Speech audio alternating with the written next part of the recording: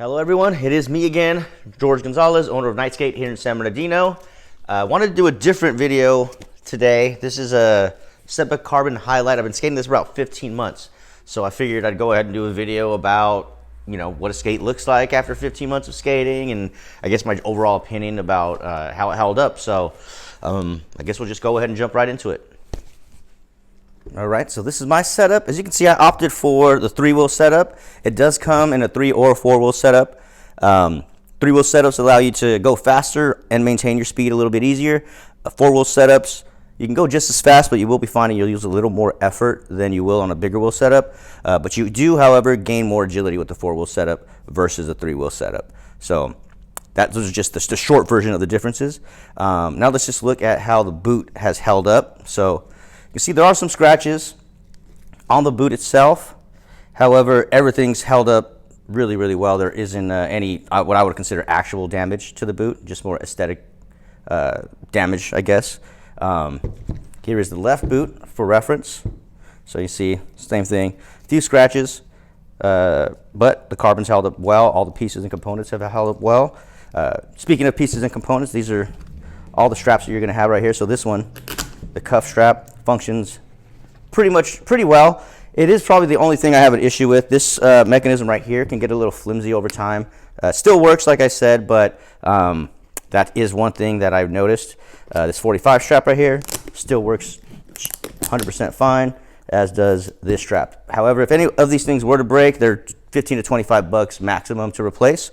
So just keep that in mind, that it's not the end of the world if these things do get damaged. Getting back to this skate, you can see the inside of the liner, a little bit of wear, but it's nothing serious. More aesthetic than anything else. There's no plastic or anything that's there to stab me in the leg or anything like that. It's just got worn from my ankle rubbing against it. And then same thing with this side. This one's a little more significant than the other one, but you can see it's really just aesthetic. It's not that big of a deal. While we're on the topic of hardware, you can see cuff bolts held up great. A little scratch, but they're totally fine. I do recommend checking these periodically to make sure they're tightened. They're super cheap to replace, but it is a pain in the butt to have to replace them, especially if you have to skate for a few days without one. So keep that in mind. Same thing with these screws and things right here. It's just a good idea to check those periodically just to make sure they're not going to fall off. So the frame bolts actually held up really well. Still nice and snug when you tighten them. Again, every once in a while you have to check just to make sure they don't come loose. That's just the nature of the game. If you are concerned with that, or it is a consistent issue, a little bit of Loctite goes a long way. Just make sure not to put too much, otherwise you're going to have an issue getting these off when you need to get them off. But if you don't plan on taking them off, do what you will. All right, last thing to review, I guess, is how the frame held up itself. So I opted for the FR 3x110 frame, 230 millimeter wheelbase. Just had it lying around the shop. But it will come with either this Seba branded 4x180 or Seba branded 3x110. And as you can see, I didn't do a lot of switching the frame on and off, so it pretty much just stayed on there, and it held up extremely well. Very few scratches, despite numerous falls and a ton of use. Just overall great frame, especially for a stock skate. So I do like the short wheelbase 3-wheel frames. Like I said, it just allows you to keep most of your agility while still getting all the benefits of having a big wheel setup. The 4 big wheel setups, especially 110 millimeter, tend to be too big for me or too long. So I like a shorter wheelbase whenever possible. So, but like I said, these things held up great.